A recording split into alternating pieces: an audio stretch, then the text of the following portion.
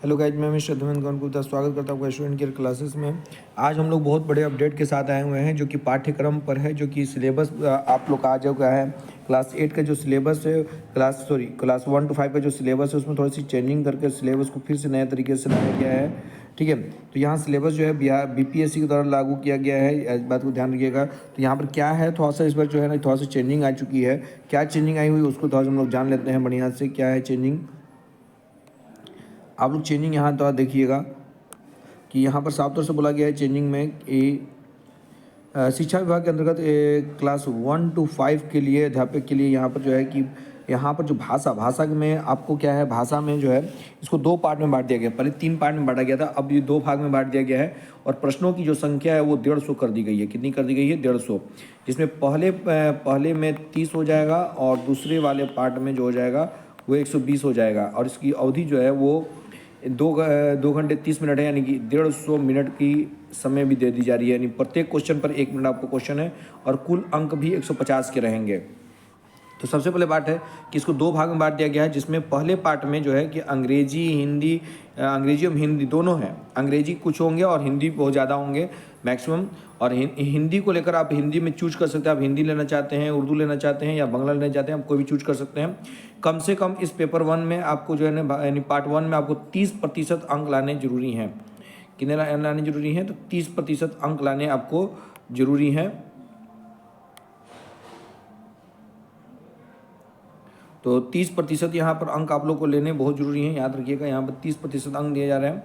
और दूसरा पार्ट जो है भाग 2 में है, जो सामान्य अध्ययन पे बात की जा रही है। ठीक है, सामान्य अध्ययन पर तो क्या है उसके लिए थोड़ा समझिएगा। इसके लिए में आप लोग को सबसे पहले आप लोग को जो है ना कि गणित के बारे में आप लोग को पढ़ना होगा, फिर आप लोग को रीजनिंग पढ़नी होगी, फिर आप लोग को यहाँ पर जो है जनरल नॉलेज के बारे में पढ़ना होगा, सामान्य विज्ञान के बारे में, सामाजिक विज्ञान के बारे में, भारतीय राष्ट्रीय आंदोलन के बारे में, भूगोल और पर्यावरण भी इसमें अभी शामिल कर दिया गया है इस बार।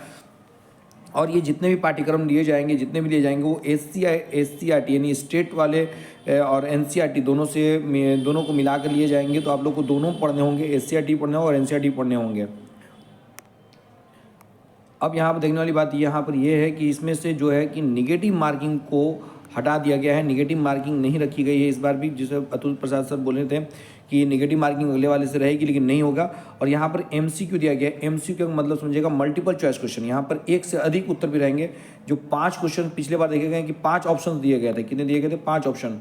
इस 5 ऑप्शन में सबसे खतरनाक ऑप्शन जो D था वो था कि 1 से अधिक उत्तर, 1 से अधिक,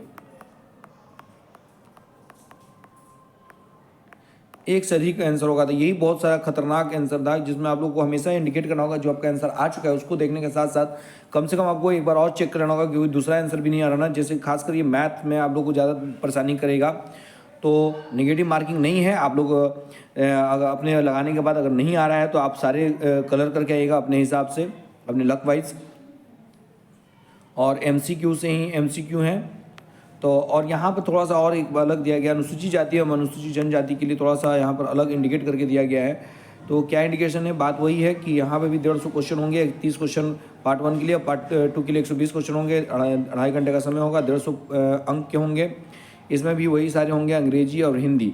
यानी यहाँ पर सबसे पहले क्या हटाया गया, इस दोनों में अंतर ये है कि यहाँ पर हिंदी का ऑप्शन में उर्दू और बांग्ला नहीं है। यहाँ पर सिर्फ अंग्रेजी और हिंदी है। आपको दोनों में से दोनों ही ये लेने अनिवार्य हैं।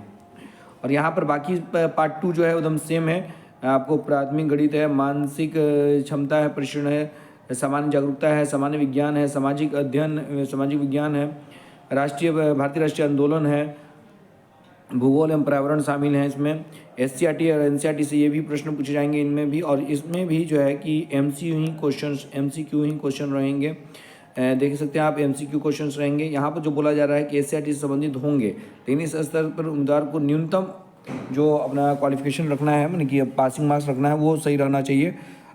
निगेटिव मार्किंग इसमें भी नहीं होंगे। गलत उत्तर के लिए ऋणात्मक अंक नहीं होगा, याद रखिएगा। यानी कि आपको सारे क्वेश्चंस रंग के आने हैं। तो आप लोग जो है कि तैयारी अच्छे से करिएगा क्योंकि समय तो बहुत ही कम है। अब इतने समय में कैसे तैयारी करवा रहे हैं अतुल सर, ये तो वही बता सकते हैं। कि उनको लगता है कि पहले से ही जो है ना टीचर पहले से ही वो तैयारी में है, लेकिन ये सही बात नहीं है। मेरे ख्याल से उनको एग्ज़ाम डेट बढ़ाना चाहिए लगातार हमारे शिक्षक संघ का भी जो है कि मांग चल रहा है कि जो एग्जामिनेशन डेट जो है वो बढ़ाया जाए। तो आप लोग भी इसके प्रति आवाज़ उठाएं। Thank you.